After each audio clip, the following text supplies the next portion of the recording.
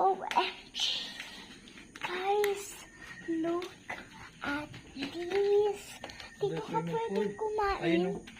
And then, Ayun o. ayun yung swimming pool. Kapag hapon na, Ayun o.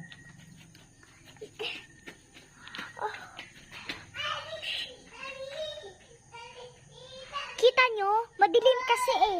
Kasi madilim na, binuwag pa ako ni Daddy. Tapos, kapag umaga na, pwede akong lumabas and then lumabas ko yung feet ko. And then, okay na. Ito lamig, let's just, you know that. I'm so hinig.